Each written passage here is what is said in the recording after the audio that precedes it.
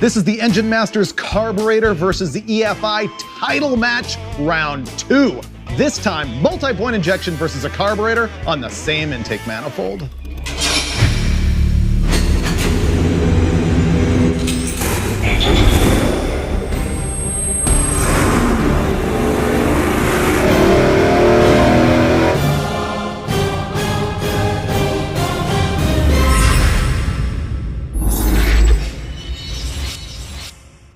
This is Engine Masters presented by AMSOIL, where way back in episode 2, we did our very first EFI versus carburetor showdown, and we're at it again. But when we did it the first time, we ran it on an LS engine with a carbureted intake manifold, and we used the carburetor versus one of those throttle body self-learning EFI kits. And there was a lot of hardcore guys that were like, no, that's not EFI.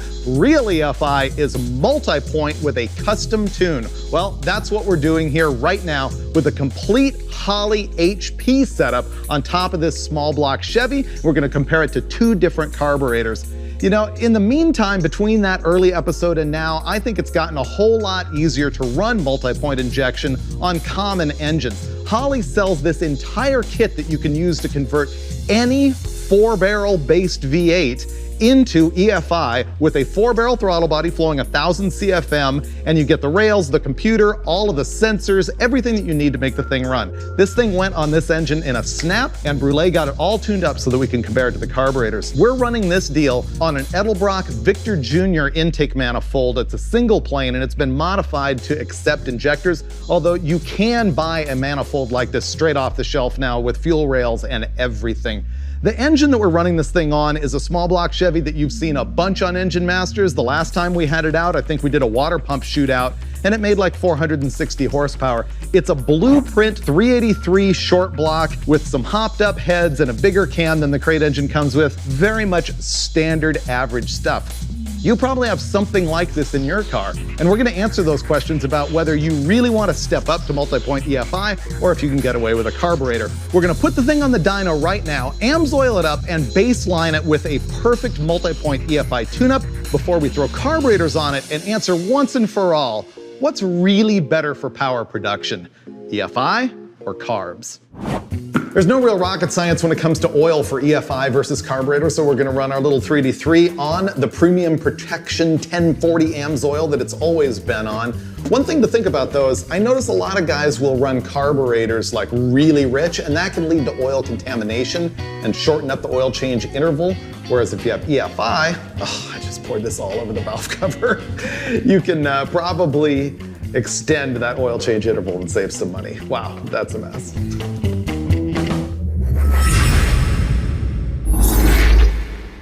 Now we're heading into our very first test, which is going to be the baseline with EFI on top of the Victor Jr. intake on our 383. Steve's thinking that there's a chance the carburetor is actually going to be very, very close to the EFI. And so when we look at tests where the numbers are just like onesies, twosies here and there as far as horsepower and torque numbers, we'll do 3 runs and average them to remove any anomalies.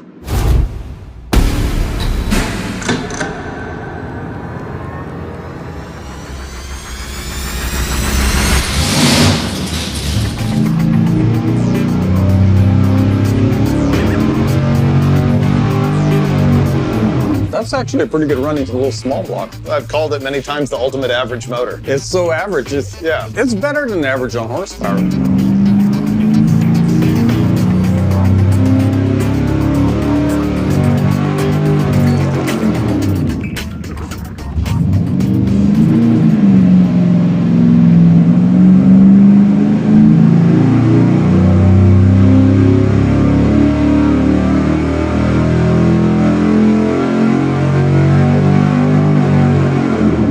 Dead consistent throughout all the pulls. Yeah, it's nice, huh? Yeah.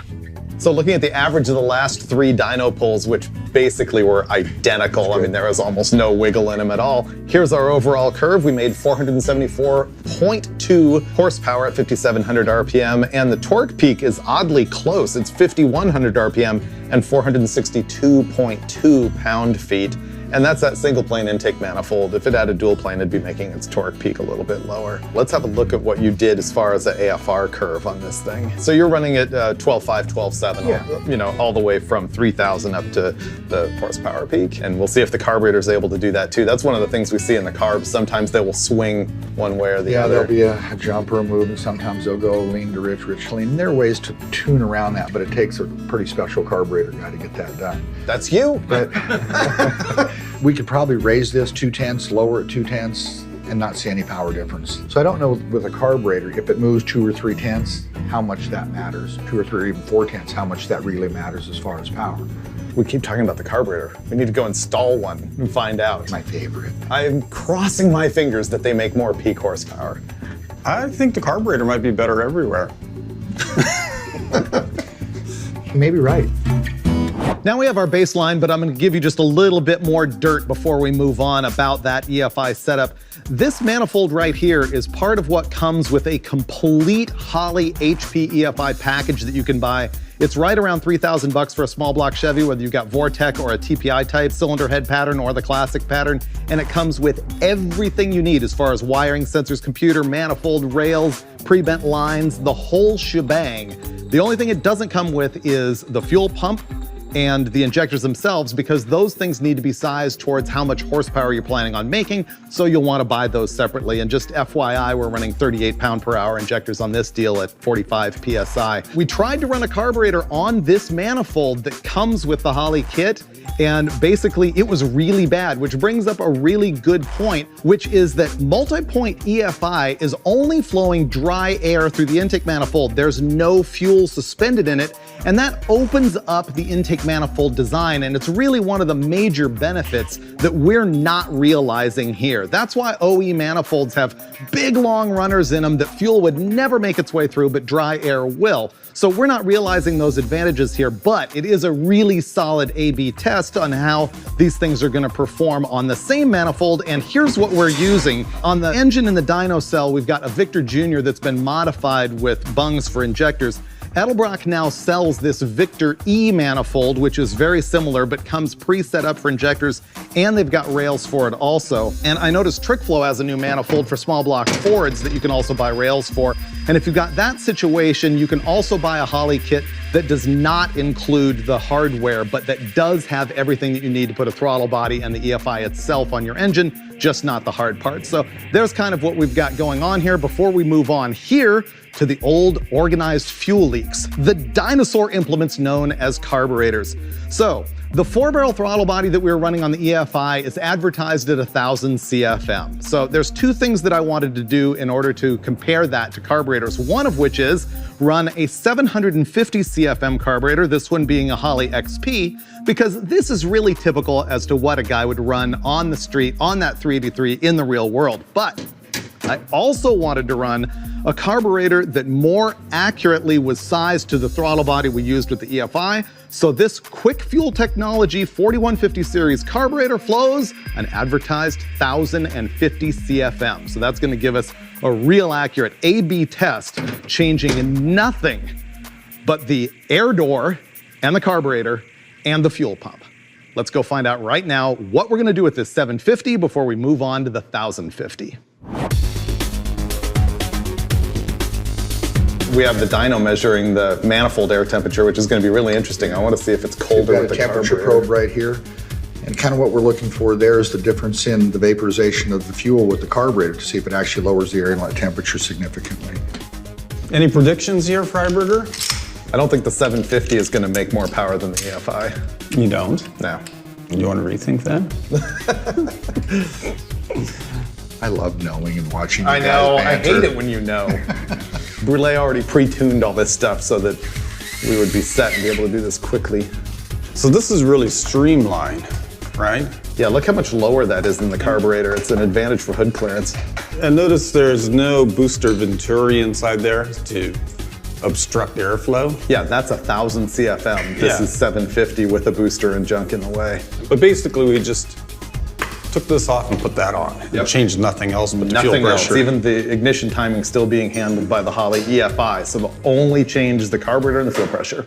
Okay, now we have the Holley 750 double pumper on there, 4-barrel carburetor, and we're gonna see what happens. I bet it probably makes 2 or 3 numbers at peak and the rest is the same. That's my guess. Oh, you think it's going to make more power? With the carb's way smaller than the throttle body, though. Yeah. It is a lot smaller. But, yeah, I think it's going to make less. But does the engine even need the CFM that the throttle body offers? So we'll find out. Once again, we're gonna do 3 pulls.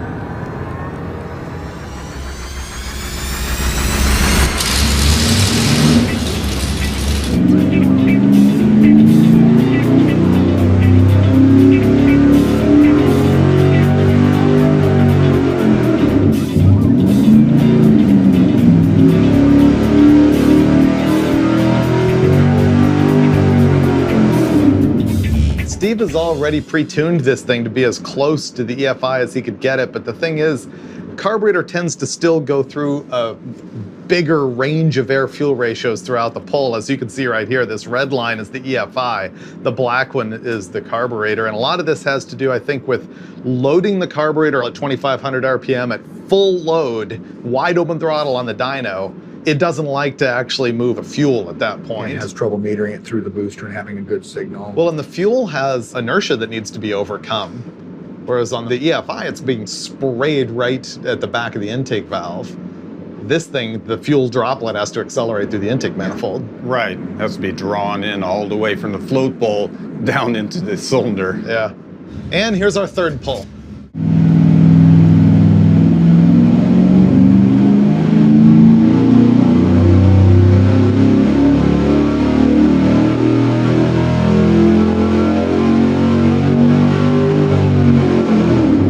Too close to call at this point.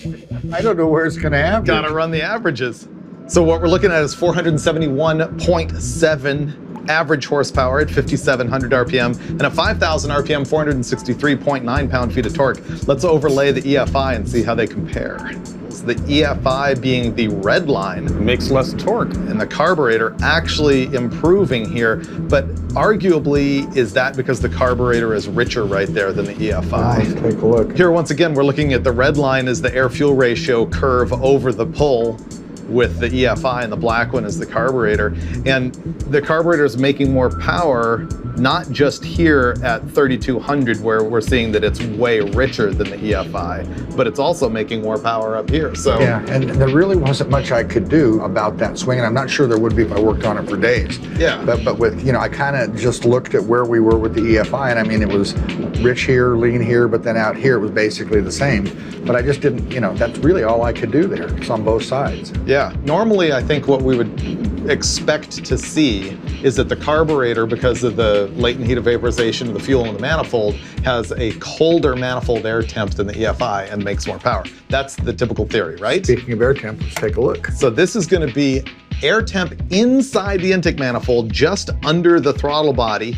And look at that. 40 degrees. 89 degrees down to 80 degrees with the throttle body, and it is 40 degrees colder. It's actually approaching freezing with the carburetor. You know, it's 37 degrees. That probe is just below the butterfly. Yeah, it is exactly there. If we're down in the plenum, it might have a slight temperature change, but that's showing what a carburetor really does when it atomizes fuel. And that's why in some race applications, they put fuel injectors up higher in the manifold so that it's cooling the charge throughout the runner and everything. That is a dramatic example of internet theory proven. Yeah. The carburetor does have cooler inlet track temperature than the EFI. This is the right carburetor for this engine. It's not oversized to try and prove a point. I mean, that's the right carburetor. I'm just amazed at how close they really are at wide open. The next thing we're going to do, though, is go to the 1,000 CFM carburetor, which is going to be closer to the airflow of the EFI.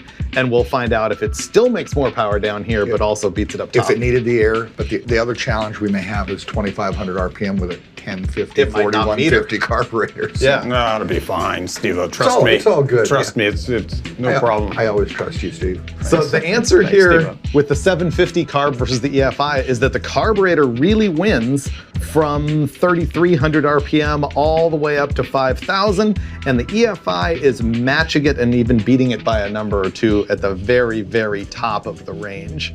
And either way, it's not significant enough to make a difference to your life. It's, you know, we're talking a total difference of 6 pound-feet. And when it comes to horsepower, geez, it's like 5, 4.5. Yeah. Let's go put the 1,000 on there. Let's do that and find out. Yeah, I want to do that.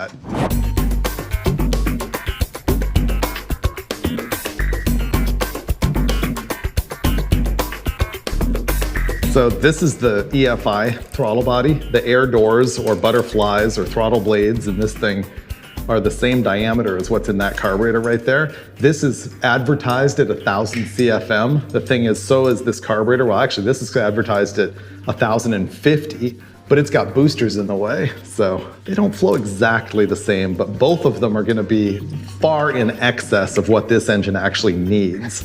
I know, it's ridiculous. It's gonna be interesting. Can you go work the throttle leveler in there so I can... I like something about to run little errands like that. 1,050 CFM, this is Dulcich's last hope for the carburetor making better peak horsepower. Oh, I mean, it's almost certain that it will. It's supposed to. Okay, let's do it. Once again, 3 runs, we're gonna average them. Here goes number 1.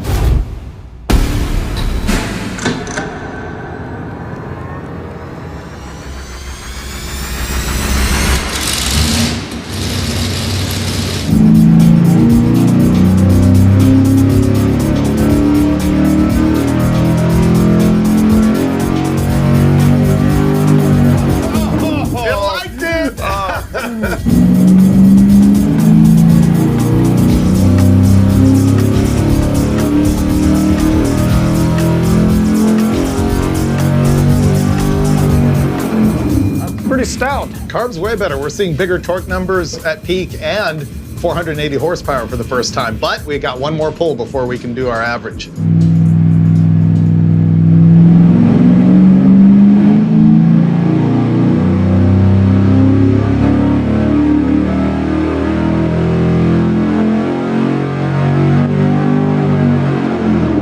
Carburetor wins peak power. Carburetor wins. Everywhere? Period. Flat out? Flat out. Now maybe what we're seeing is CFM to CFM comparison, but the advantages of the cooler air. Oh, yes. Oh, what is the air temp? Let's have a look. 36 degrees in the intake manifold. So now the results of 3 pulls on average with the 1,050 CFM carburetor. 469.8 pound-feet of torque and 480.2 horsepower. By far the biggest number that we've seen. Go ahead and overlay that with the EFI. Oh! Carburetor dominates in black versus the EFI in red. Now down here we've got our total fuel flow, and you might say, well, that's not equal. Well, the deal is when you make less power, you use less fuel. At the end of the last test with the 750 carb, you emphatically stated this is the right carburetor for this engine. Well, do you revise that? You know, I honestly, I've seen guys who run on a small block at 750 and then a 950 or 1,000 or something. And at the track, they didn't respond as well. Now, this thing feels like it drives really well on the dyno. On the dyno. But I'm thinking I that still maybe think it doesn't at drive the track, as good. maybe it's a situation where it runs another mile an hour, but loses a couple hundredths or, you know. Because it won't accelerate as hard. Yeah, because it's just, it's not metering the fuel as well in that lower RPM range. But here at wide open throttle, I mean, if a guy had enough converter, I suppose it would. Yeah, that's pretty definitive though, really, when you look at the divergence of those curves. The carburetor trumps the EFI on this particular engine combination pretty much everywhere. A guy's gonna have to look at it and weigh the obvious downsides of the carburetor, which I will fill you in on as soon as we go wrap this whole show up. Okay, I'm all ears. Okay, Dulcich, let me have it. What? I already know where this is going. It's a setup. You want to make me a knuckle-dragging Neanderthal who doesn't like fuel injection at all. So let's just get that out of the way and we'll get down to brass tacks on why one may be better than the other. Well, the carburetor made more power. No Okay. question. Is there any other criteria you'd like to discuss? Or do we just end it right there? Well, I think every other criteria is stuff that we have to just sort of estimate because you can't test it on the dyno. Right. I think the EFI is going to be superior in drivability if it's got any kind of a decent tune-up in it, especially compared to what most guys do with their carburetors, which is take it out of the box, plop it on, and drive it, blow black smoke, and go, it's way better than EFI. You know, I think a guy who actually goes and has his EFI tuned is going to have a better overall performing car than the typical guy who doesn't tune his carburetor. Well, I'll tell you where I think it's a slam dunk to have EFI. Boosted applications with a turbo or a centrifugal blower, or let's say something like autocross or off-road where you're sloshing fuel around in the bowl and it floods out and coughs and sputters. Yep. Makes you lose races. Here's like the really bad news though. I added up all the prices of everything that we actually used in this test, including like considering a fuel pump and stuff like that. Yeah. It costs like $2,500 to $3,000 more to have the EFI than the carburetor setups that we used. Well, those kind of numbers make me convinced that it's probably not the right induction system for this kind of a motor, because that's about half the cost of the entire package sitting right up here at the top. I would say that there's pro touring guys who, even on a 383 like this, want to have the smooth throttle response and no carburetor sloshing and just the cool factor of having EFI. But I agree with you, the real advantage of this deal is definitely going to be on boost or on higher performing applications than this, or for anybody who's a tech geek and wants the extra features of the EFI like data logging, nitrous control, boost control, AC idle up, gauges, all of that stuff that you just don't get when you only buy a carburetor. Oh no, you get all the doodads with all the wiring, that's for sure. And it's not always about value. Like you said, you might just be a tech guy and you just want to dial stuff in on your computer. Yeah, and I'm into it. I would totally do it. As a matter of fact, do you know what I want to do with this package? put it on my car and tune it up for me. Pro Charger. Oh, that would be even better. Pro Charger is going to make it really good. Maybe if we get around to that someday, you'll see it on Engine Masters presented by AMSOIL. The EFI is actually pretty good. Yeah, I like it. You do? Yeah. What? He said it. He actually said it. I didn't think you'd ever actually admit it. It's just all this. Oh, there's all those wires. All that though. Pisgetti up there. Conclusion, take one, ABC mark. Good, Chris? Yep. Marker. It's like it sits off.